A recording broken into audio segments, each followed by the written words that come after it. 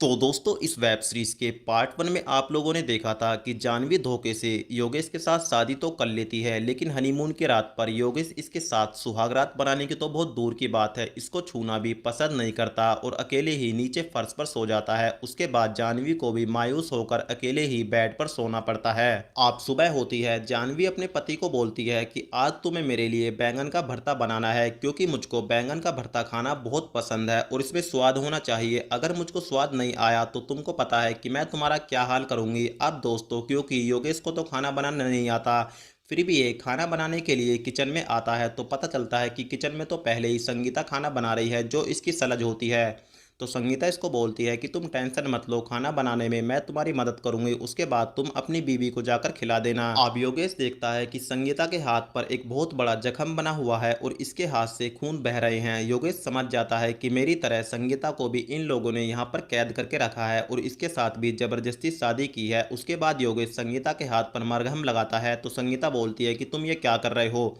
इसकी कोई ज़रूरत नहीं है, तुम अपने काम से काम रखो, ये मेरा काम है। तो ये बोलता है कि तुम टेंशन मत लो, मैं तुम्हारे हाथ पे सिर्फ मरहम लगा रहा हूँ, कोई पाप नहीं कर रहा हूँ। अब मरहम लगाते समय संगीता थोड़ी देर के लिए बहक जाती है और ये इसी मौके का फ़ायदा उठाकर चोरी से संगीता की साड़ी से चाबी ले लेता है ताकि ये इस कैद से अपने आप को मुक्त कर सके। अब रात को मौका देखकर योगेश यहाँ से भागने के लिए मेन गेट का ताला खोलने की कोशिश करता है, लेकिन जो चाबी इसने इसकी साड़ी से चोरी की है वो चाबी इस ताले की नहीं होती। तो यहाँ पर संगीता भी आ जाती है और संगीता को देखकर योगेश की हवा खराब हो जाती है। तो संगीता इसको बोलती है कि जिस चाबी से तुम इस ताले को खोलने की कोशिश कर रहे हो वो चाबी इस ताले की नहीं है, ये वो चाबी है जिससे तुम खोलकर यहाँ से भाग सकते हो। तो ये बोलता है लेकिन इसके बाद अगर उन लोगों को पता चलेगा कि तुमने मेरे यहाँ से भागने में मदद की है तो वो लोग तुम्हें मारेंगे। तो ये बोलती है कि वो क्या हद से हद क्या कर लेंगे, 2-3 महीने मुझको टॉर्चर करेंगे और उसके बाद मुझको जान से मार देंगे। आप संगीता की ये बात सुनकर योगेश इमोशनल हो जाता है और संगीता को बोलता है कि संगीता मैं तुमसे सच्चा प्यार करता हूँ और तुम्हारे बिना यहाँ से नहीं जाऊँगा। उसके बाद दोस्तों ये दोनों थोड़ी देर के लिए रोमांटिक हो जाते हैं और इन दोनों का ये रोमांस जानवी चोरी से देख लेती है। अब जानवी अपने गुस्से पर कंट्रोल नहीं कर पाती।